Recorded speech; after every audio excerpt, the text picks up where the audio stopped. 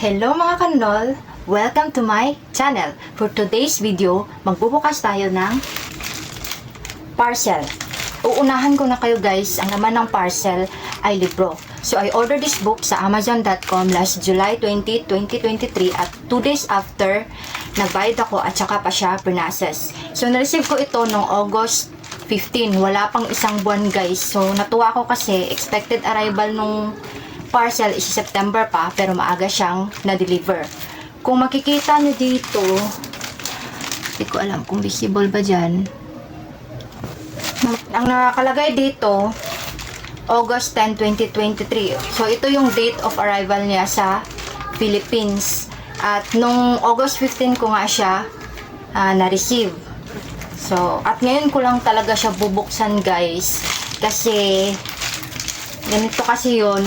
Nagkasakit kasi ako lately, so nasugatan yung right eye ko, yung pinakagitna ng mata ko, so namamaga siya, namumula, tas sobrang sakit. Hindi ako makatulog ng maayos. Basta stress ako that time. So anyways, excited na ako para dito. Kaya tara, let's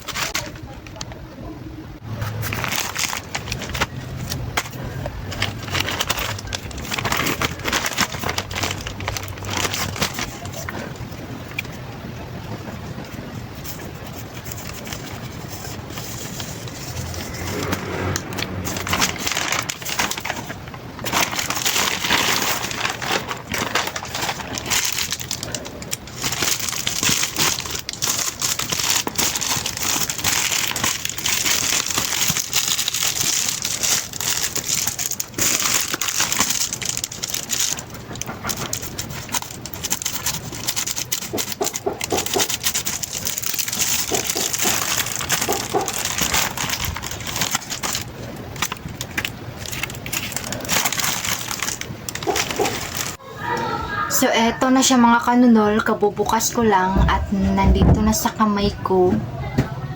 Tadaan! Solid na solid guys, oh. Solid liquid gas.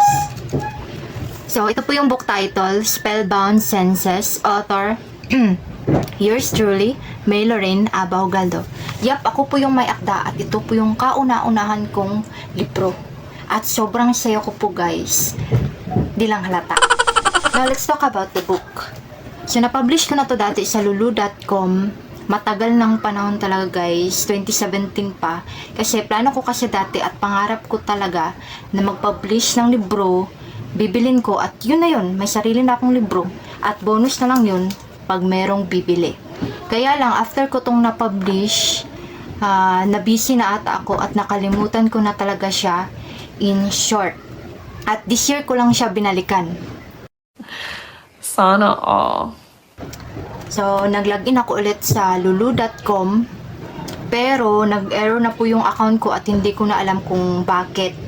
So, sinek ko naman yung sa Kindle Direct Publishing ng Amazon, yung hindi ko na-publish nung 2017 kasi nag-error naman siya sa book cover at yung sa manuscript ata yun at di ko na alam yung gagawin kaya tinigil ko siya nung 2017. At moving on na nga guys, ngayong 2023, nirevise ko yung libro kasi tinignan ko may mga kulang at meron siyang mga mali. So, ang una kong ginawa, nakikita niyo dito, may inad akong dito konti sa book cover.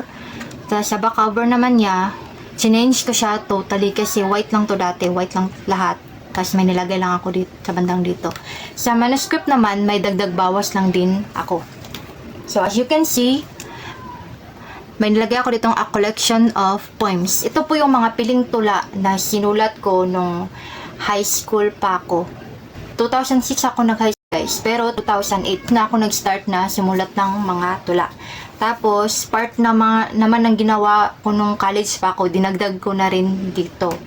So, nag-self-publish na ako guys kasi wala po akong budget for mass production at yun sa publishing house. Yun.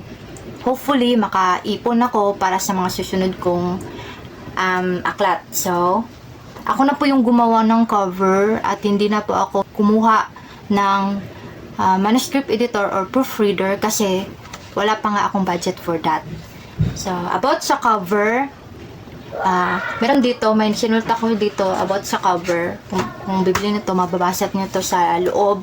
Pero about sa cover, sa natatanan ko, 2017 ko rin to ginawa, guys. At first, so, nag-drawing ako ng concept ko, yung gusto ko talagang hitsura ng libro. Tapos, to be honest, naghanap ako sa internet ng medyo hawig yung gusto kong maging itsura niya, yung concept ko. Tapos pinagtagpi-tagpi ko lang dyan, partner. Tapos yun na yun, ito na yung resulta. Kasi hindi po talaga ako magaling mag-edit, guys. Marunong lang ako pero hindi ako magaling mag-edit. So yung sinabi kong concept na drawing ko, ipa-flash ko na lang sa screen para makita nyo.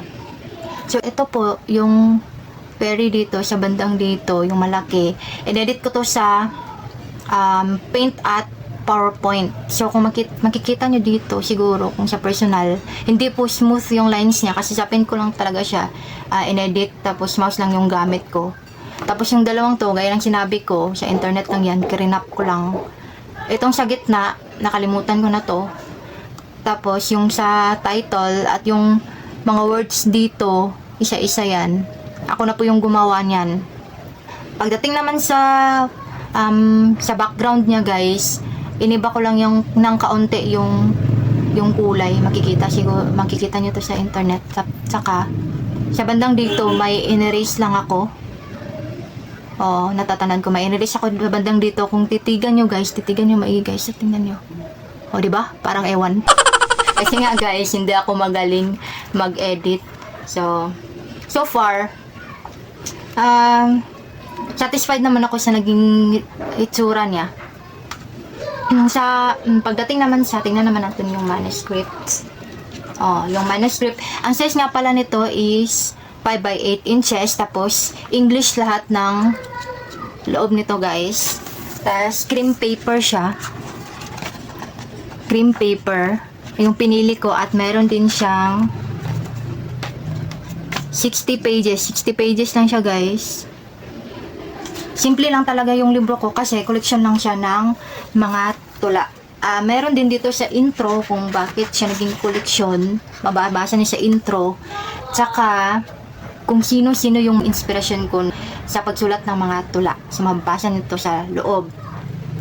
Tsaka sa mga gustong bumili nga pala, available po siya sa Amazon.com. Huwag na po siya lulu kasi nga nag-error yung account ko dun. So, sa Amazon lang po. Maganda naman yung pagkagawa, yung pagka-bound nila sa Amazon at KDB. Thank you. So, maganda po yung naging resulta.